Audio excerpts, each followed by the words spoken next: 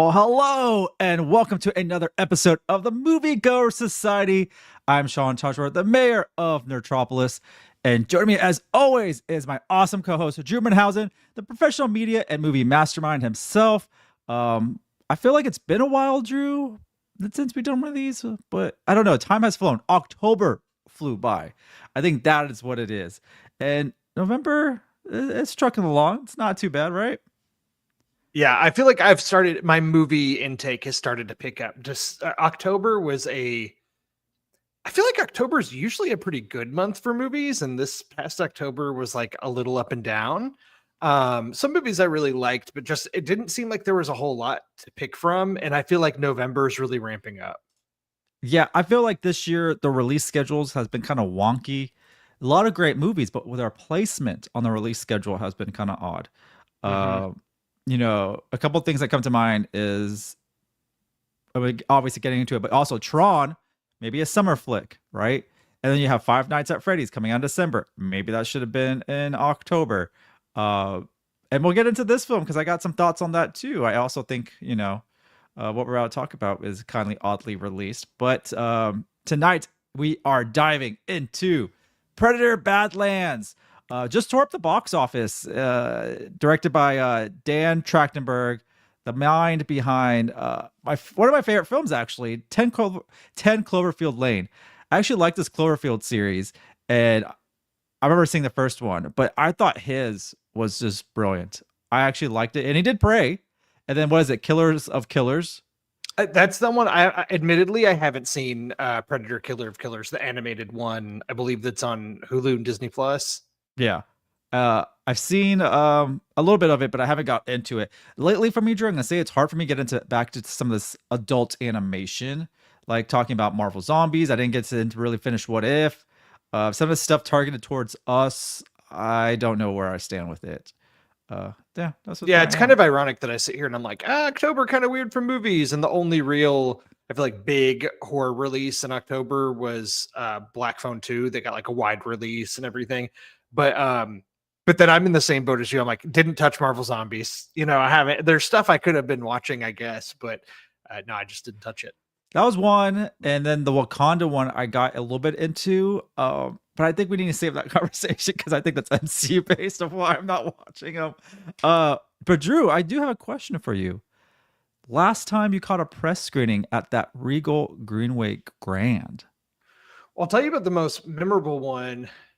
This past summer, I went there for a press screening to see Karate Kid Legends, and I was kind of shocked when I walked in because they've given that place such a huge facelift, and that theater was really nice. Like one of the nicer theaters in the city, I feel like. And that wasn't even like the IMAX or Dolby or like, one of the night, like that was like a regular theater, and it was really nice. Yeah, because I was gonna say if you haven't been back, this renovation that I've been doing is awesome. So everyone out there, if you're in Houston or you're coming through Houston, check out the Regal Greenway Grand. Completely transform the place. Every auditorium like has like luxury recliners. They bring an IMAX to it. Finally, the 40X is like apparently the best 40X. Shout out to Manuel that says the 40X there is actually much. It's probably the best one in town.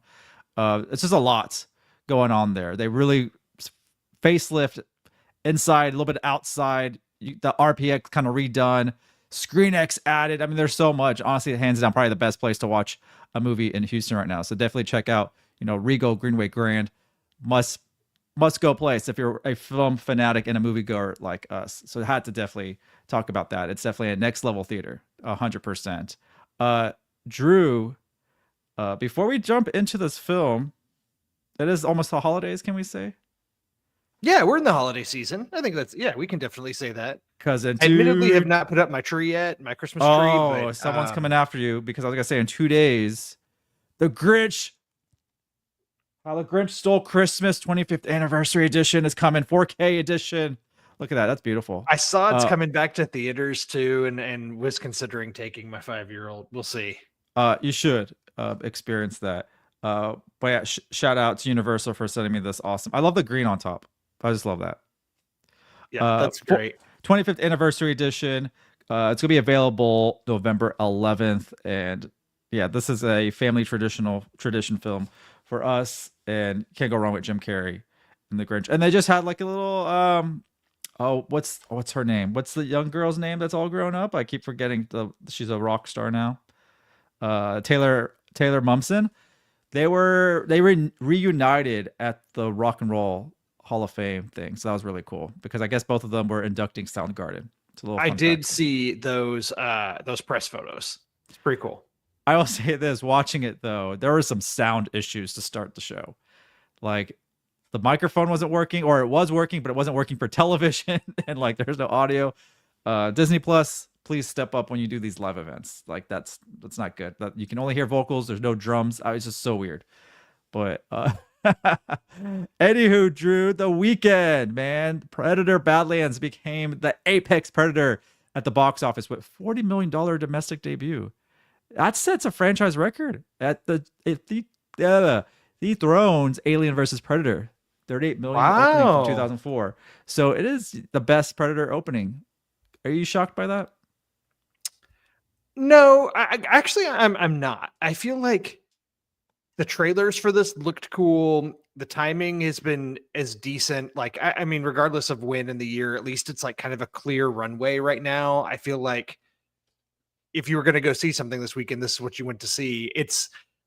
It also has they've been smart in the marketing to, it's not a spoiler to say this because it's in all the marketing that like the Weyland Yutani androids are in this movie. So it's also like a slight alien universe crossover, which might have more genre fans interested than normal. But it's good for the franchise considering Prey was straight to Hulu, if Yeah. I remember correctly. Yeah, and this actually And added 40 million overseas, so it's like 80 million globally. Budget's around 105. So on a pretty good pace, better than Tron, unfortunately, a film that I really enjoyed, and a film I really enjoyed the second time even more. Actually, once I accepted the way they were going to go about the Tron franchise, I enjoyed the second watch much better. But yeah, this one is a stronger start for Disney 20th century and so forth. So pretty good numbers. And I have to mention PG-13. Were you surprised by the PG-13 rating? I'm surprised hearing that now. I didn't even realize that when watching it, but I guess it is alien creatures and there's not a single human in this movie, I guess. So all the death and dismemberment is like CGI creatures or robots. So I guess that's how they're able to get away with that. There's no red blood. Yes, That's the way you correct. get away. No red blood. Yeah. Uh, so Drew, let's start right there. After all these years, the Predator franchise is back in a big way. The original 1987 classic with Arnold Schwarzenegger. And then you got Predator 2, Predators, the Predator 2018. Of course, Prey. The series continues to just grow and grow. And Trachtenberg really delivers something special at Badlands. I have to ask you, what did you feel about the new take? Rooting for the Predator instead of fearing it. Did that work for you?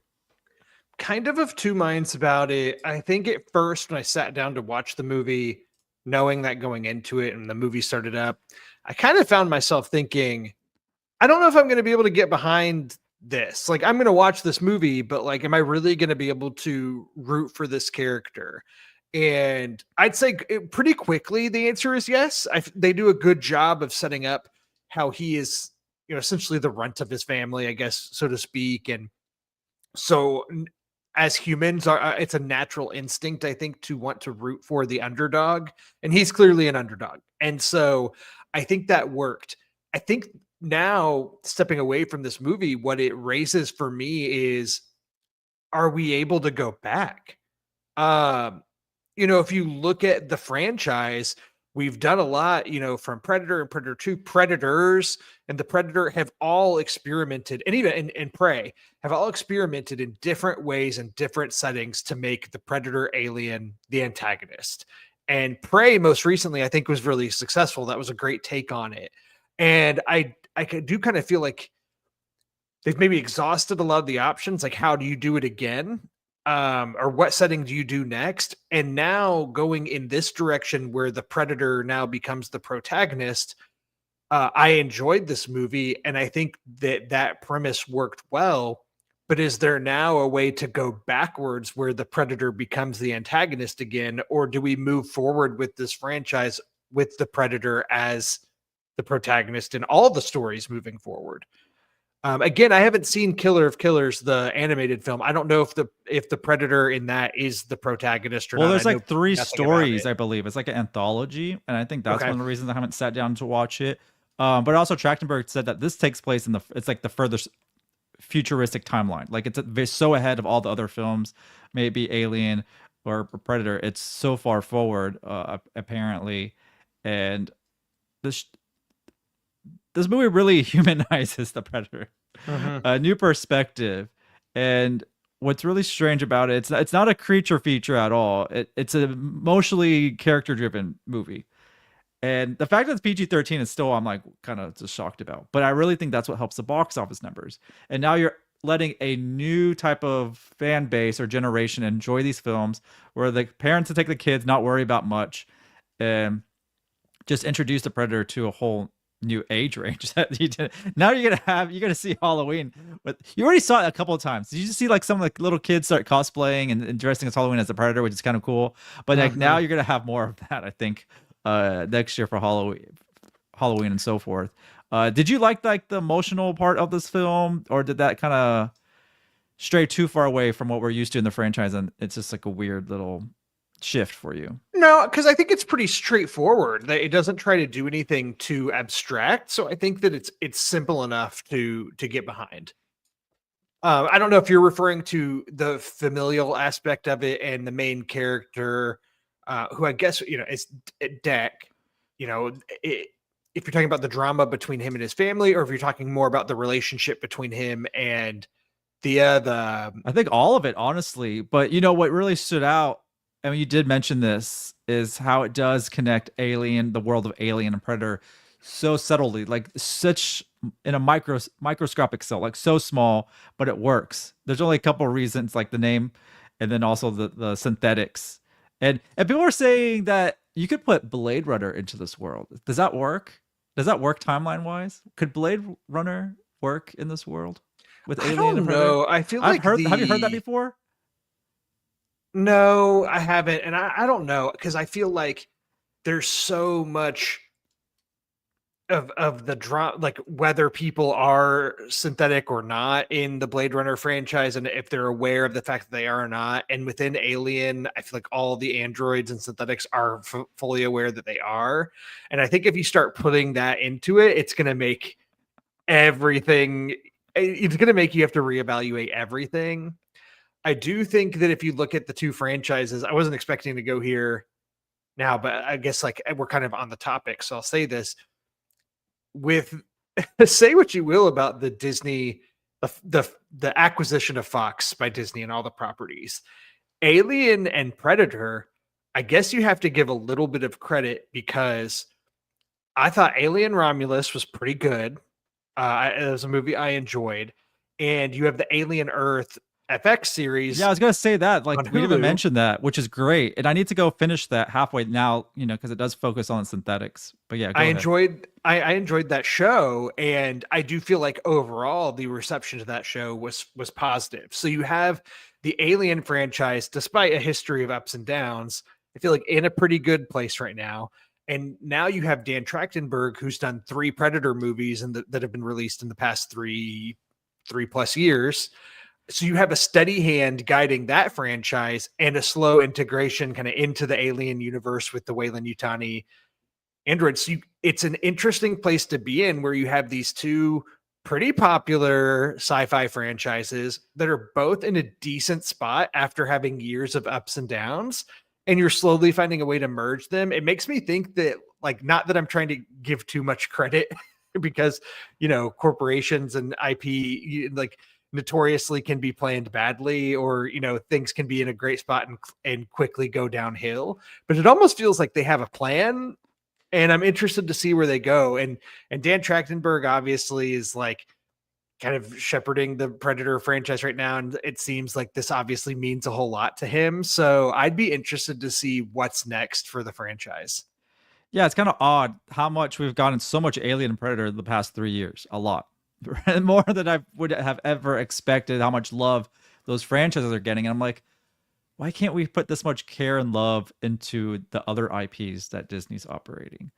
And I'm not And I'm trying to not go. feeling burnt out. on them Yeah, at I'm all. not. Like I That's can what I'm look at saying. xenomorphs all day, and I can look at predators all day. Exactly. Oh But like man, when so you don't have nobody clip that. Nobody clip that quote. I could look at predators all day. That sounds really bad. But you know what I mean. yeah. The alien being. But you know, when for the, like even the MCU, and I hate going on this all the time when I bring it up, they shove so much down our throat. And you have Mhm. to watch them so you can understand what's going on. But with these Alien and Predator films, you're just like, okay, what's the new story now? What's going on? I'm up for the ride. Um, our new Predator is pretty awesome. You mentioned his name, Deck, played by Dimitrius Schuster-Koloamatangi, is what I'm assuming the name I is. think it's Koloamatangi. We're probably butchering it, but It well it is, we can but call him Dimitrius Dimitrius. as Deck, he carries his film, man. He literally is carrying Al Fanning's character on his back. Super amazing. Obviously, he did the voice. He does the voice. He does the mocap. I mean, he's actually right there. That's like him there with the mocap suit, and then his face is shown. So later on, they can go over with CGI with it. The behind the scene. I need a behind the scenes documentary because I've seen a lot of pictures from this film, the behind the scenes, and how he pulled it off because it's a lot going on. And she is on his back, like when they're shooting, and half her body, which I guess is not a spoiler. It's in the trailers.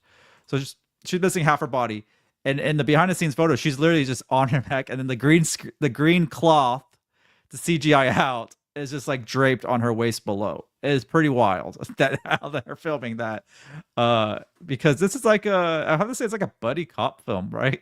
Like it's a very interesting dynamic to team them up. They were saying this is like what was it, Chewbacca and C-3PO. That's When the vibes I got. Yeah, it's definitely gosh, Star Wars fans don't come for me. It's Empire, right? When C-3PO gets broken up and is on his back, I'm pretty sure it's an Empire. Yeah, and that's kind of where this idea came. This movie came from so many different ideas, and what they put together was a brilliant movie for a Predator film. You have Elle Fanning as Thea, and she's great in this role, but I have to say this, and I do like she does play dual roles, so I do think this is impressive. But when she's Thea, um, she's a little annoying. And on purpose. I believe on purpose. But man, she is so annoying in a chatterbox, but she's has a reason why she's talking so much.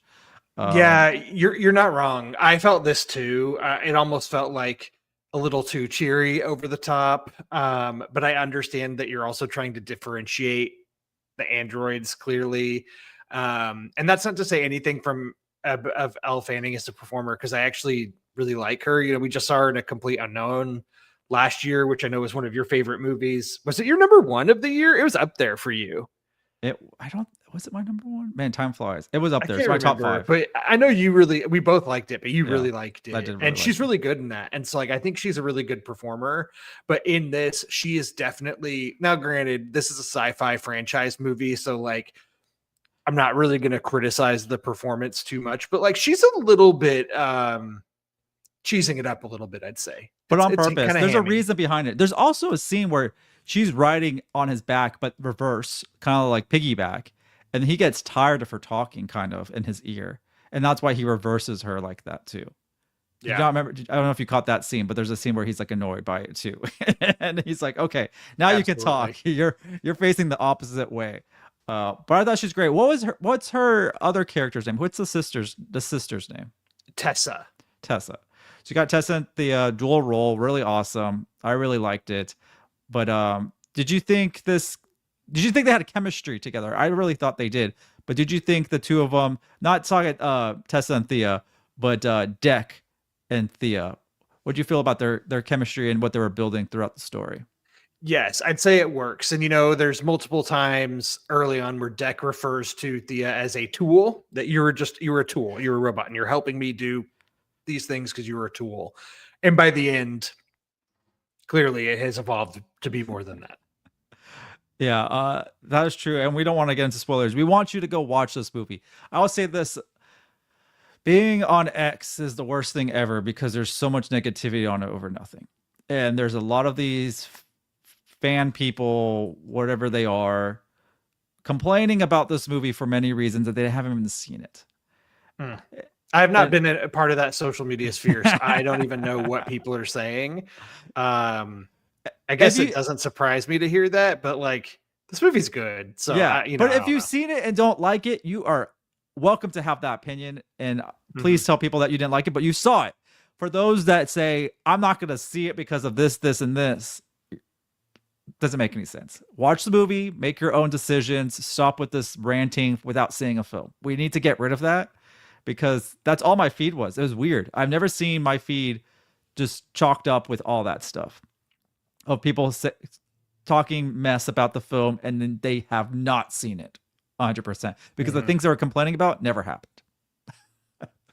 And it had some people saying some type of love interest between these two. I'm like, where did that come from?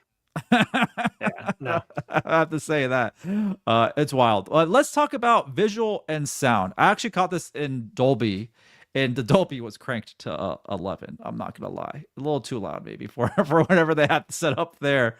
But I thought visually the film did a really good job introducing us to new landscapes. Nothing felt overly fake for this world because it's hard to kind of come across of something organic because there are creatures and monsters and everything else. But there's like deserts, there's forests, there's barren land as well. But I like the balance between some practical and digital effects, and the digital effects didn't look messy at all. The only nitpicks that maybe on the CG side is some of the fight scenes went too fast for me. And so it was a little blurry at times, maybe to me. And then watching our Dolby was a little darker than I expected. So some of those action scenes kind of maybe were lost.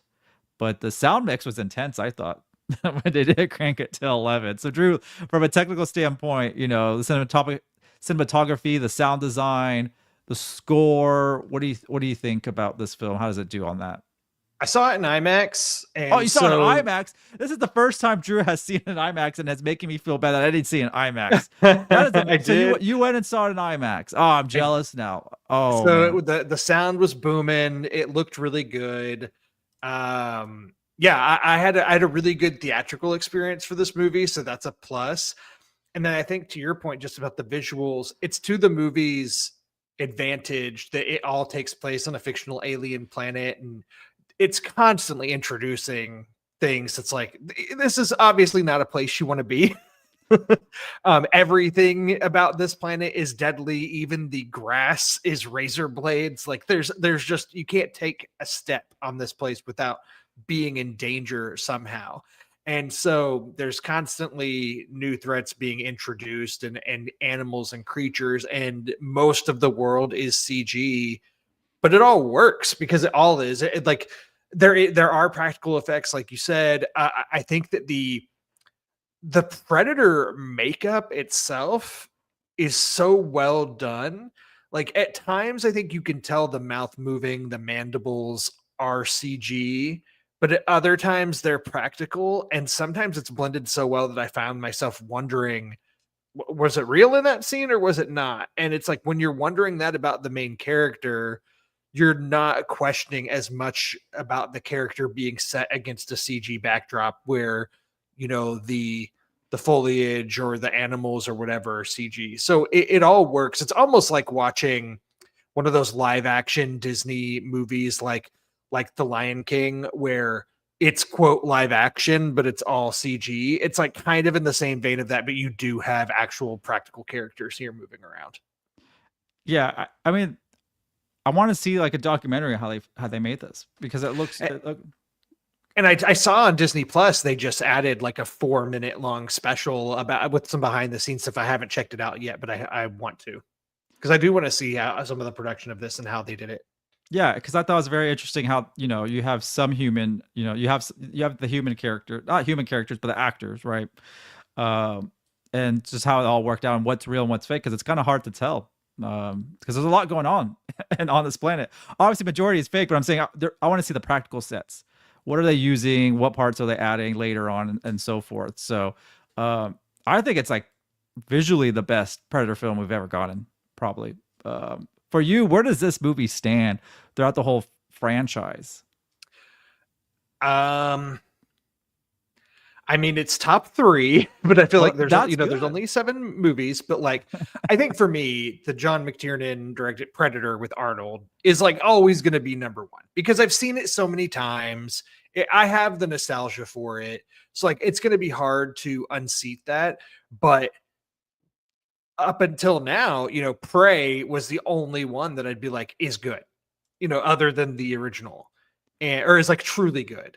But now I do feel like this one is really good too. So like now we've basically tripled the amount of good Predator movies that we've had in the past couple of years. Because Yeah. I really didn't like, as much as I like Shane Black as a director, Yeah. I wasn't huge on the Predator in 2018. Predators back in 2010, that was not it for me either.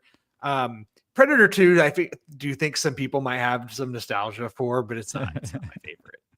That's a fun one though. Yeah. Is that the one where it's like in a building?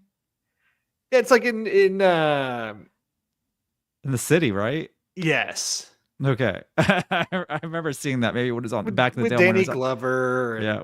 When it was on UPN, it showed up or something like that. That's how I watched a lot of movies I watched as a kid was whatever came on UPN. They had some random movies always come on. Circling back to box office performance, it wasn't projected to make what it made, the 40 million domestically, but I really think the PG-13 rating helped it, even though it didn't feel like it was watered down. Did you feel like it was watered down with the PG-13 rating? You said you didn't even know. No, I didn't feel that way. No. Yeah, so people complain as a PG-13 movie. I think it just makes it easier for it to be more successful than it would have been if it was rated R. Nothing's taken away from the film, honestly. I think there was nothing. They weren't trying to make an R-rated film. They were just trying to make this Predator film, and it ended up being PG-13. It just what you do is get rid of red blood because there's a lot of violence in this too. It's not like there's not violence. It's not like they had to change things. Like the Predator blood has always been that kind of like neon green, and that's canon. So, and it's so striking when you do see it. I enjoyed that. Yeah, IMAX. I'm kind of jealous. I want to see what look. The Dolby screen I saw it on was awesome. It was massive. I'll tell you that. I read that Dolby and the IMAX screenings counted for nearly 60% of the opening weekend total. So between you and I, we went to the most sought after formats for this film. I think we're in a time now where that's a thing. Like when you're going to see a Predator movie or like a big blockbuster of some sort or a franchise movie, people seek out the premium format screenings, whether it's IMAX, Dolby, 4DX, even 3D. This one was getting 3D screenings too. Oh, really? It was in 3D? I'm pretty sure. Yeah. That's wild. And then, I wonder what 4DX would be like. I'm not a fan of 4DX, but maybe one day I'll give it a shot again. What kind of success, Drew, do you think this movie has done for the Predator franchise? And where do you want to see the franchise go? And you want Trachtenberg back? You want someone else to have their hand on it? I know he's been kind of knocking around some ideas too. But where do you want to see this franchise go? I'm cool having Dan Trachtenberg be the Predator guy for now, as long as he keeps putting out good movies, which so far he has. So I'm not itching, I'm not needing a change there. I think the biggest question for me is, like I said earlier, is like, how do you go back? Or, what's the next step with this franchise? If now you've established the Predator as essentially being the protagonist, where do you go from there? And I mean, you can always put the Predator against bigger, badder monsters and have him just be a total badass. And I think that's entertaining in itself.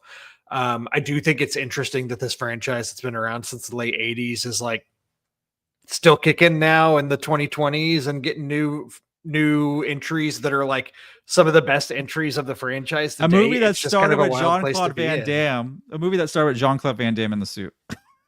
Yeah, that's right. That's how far back that goes. I don't want to give out spoilers because I didn't really know about it, but until we saw the film. But there's some cuteness in this movie. Yeah, there's some creatures, we could say. There's some cuteness that I think the younger folks will like. The kids will like. I liked it. I really thought it added a fun little dynamic to this film. And there are some things there that I didn't see come in that I enjoyed. So yeah, I'll just say that. That's true. I think I know what you're talking about. I was like, yeah, I was kind of amazed by it and that I didn't catch it or anything like that. Drew, for me, this one really did exceed my expectations. I wasn't a hater on the franchise. I wasn't a hater on the previous films. Like some of them did it for me. Some didn't land. But I was excited to see this film. I I thought it was a bold move for them for the franchise. It has a lot of emotion, a lot of violence. It's not that long, but I will say it did feel long at times. And I don't know if that Mhm. was Elle fanning chitter chatting that made it just kind of long for me. But it I kept the agree. There spirit of the were some hunt alive. Yeah. stretches there where he's just like kind of exploring. Yeah, and I do agree with that. For wrestling fans, this is a random note, but it's just something that stuck out to me during. If anybody watches AEW wrestling or is familiar with the wrestlers there, there's a point in this movie where, without spoiling, um, the main deck has to create like he basically creates like some new armor and gear and stuff for himself and creates a mask that looks straight up like the Luchasaurus from AEW. So I just have to throw that out for wrestling fans that is what went through my head in this movie. And if you thought the same, just let me know because I couldn't get out of my head that looked like Luchasaurus. I'm not an AEW fan, so I definitely have to Google that. Lastly, Drew, I do want to ask you: do you want to see this? I'll say this trio continue their story. Yeah. Yes. I think it's like yes with a question mark. Emmanuel said in the comments here that they kind of tease like what the next movie could be in the final moments of the film, which I think is like partially true. They do set up something that could be the future, but also I also kind of felt like it was kind of a gag too. So like I don't expect that to actually be the next movie. If they do, that's fine, but I also thought it was just kind of like a fun moment without saying what it is. So I don't know if you agree with that, Sean. Yeah, I'd watch anything they do continuing if they want to continue the story or offer something new. If they want to continue the story of I said the trio and y'all find out what I mean later on when you watch the film, they could go animated. They just did animated. So like that's the cool thing now with Predator. They can decide if they want to do feature film or go animated. Because they saw success in the animation. And that was a rated R animation. And they had the PG-13 movie. So now they can go um R or PG-13 with their animation if they want to go that route. And they have the platform to do it with the Hulu Disney Plus deal and everything else. So And find more ways to integrate the alien universe as well. Like obviously we've already seen alien like xenomorphs and predators fight. Like we don't that's not the next step. It's like, oh well now we can see, predator versus xenomorph. Like no, we've done that and but I think there's a way that you can continue to find interesting ways to combine those universes and be alongside of each other. I'm not saying like an alliance between a xenomorph and a predator, but still like just more ways for the franchises to align in interesting ways. I just hope they continue to be creative in that way rather than just going to the default. Like, well, you got to have a xenomorph fight a predator because I don't right. need that. I know we didn't need this in this film and it worked. And it kind of emerged Right. the alien universe. And I think Alien maybe should take a page out, page out of this book for this film that how they were able to create something new and different. I'm not saying I'm tired of alien films and like Alien Earth. Like I feel like it's kind of repetitive, right? Crash Land. There's an alien on the board. Like it's just like, can we get something more fresh? Well, and And that's a good point because what Alien Earth did was slight spoilers for Alien Earth. It's in the pilot episode of the series, but a big thing that they do there is they find a way to put the consciousness of humans into sense, and it does change them. But like that's a pretty big development for that universe and franchise, and it's like if that's now canon there's things that you can do now within Predators universe that incorporates that. And so like, the sky's the limit, I guess, right now for these franchises, especially as they continue to overlap. no, that is true. And we'll see where the Alien franchise goes too. But I kind of want to see more different creatures like we saw in Predator Badlands. They introduced some Mhm. new monsters, new creatures, and I think there's more to just Alien and Predator. Like there's more to it, expand the world, and maybe a third spin-off will come out of it. Who knows?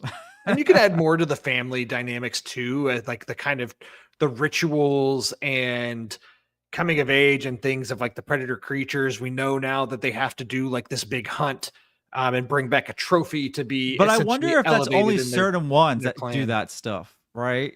I wonder if there's certain ones that just do that and not all of them follow that same type of tradition. Like, right, Maybe so. So that's the thing is like, yeah, it's almost like now this is a strange comparison to make, but like look at the Avatar franchise, right? How you have the Na'vi, and in the first movie, it's like these forest Na'vi, and then the second movie, In the Way of Water, introduces the more water-based Na'vi, and obviously with Fire and Ash coming out later this year, you're getting the fire Na'vi, and it's like, okay, well, maybe like Predators, you have this tribe that we saw in this movie where Det comes from, but maybe you have other tribes that are just completely different in their upbringing and their setting and where they reside and all that kind of stuff. Who knows? You can explore that, because I don't think that anybody here is being like, no, Predator has to be X, Y, and Z. Like, who cares, really? that's very true. We did mention, Elle Fanning. I do want to mention tomorrow we're dropping a interview from Sophia with Dakota Fanning for her new show on Peacock, All Her Fault. Stay tuned to my socials, I have to say, as we wrap things up, because I got some exciting stuff in the works. Drew's catching Running Man tomorrow. That's true. That is true. That is not. I'm excited. I'm genuinely excited. Yeah, and then catch my interview with the director and producer of Now You See Me and Now You Don't. Also spoke to Christy Martin, that Sydney Sweeney plays, and Christy, so that was awesome. And then Alexandra Daddario spoke to her. So all those full interviews are up, and there's plenty more coming. I feel like I'm just backlogged. I almost went to go see Christy this weekend, but I opted to see Die My Love instead, the new Lynn Ramsey movie with Jennifer Lawrence and Robert Pattinson, which is that's a wild one. It's a wild one. We I sure. don't know if we're gonna talk about it in a future episode. We want to just say if yay or nay.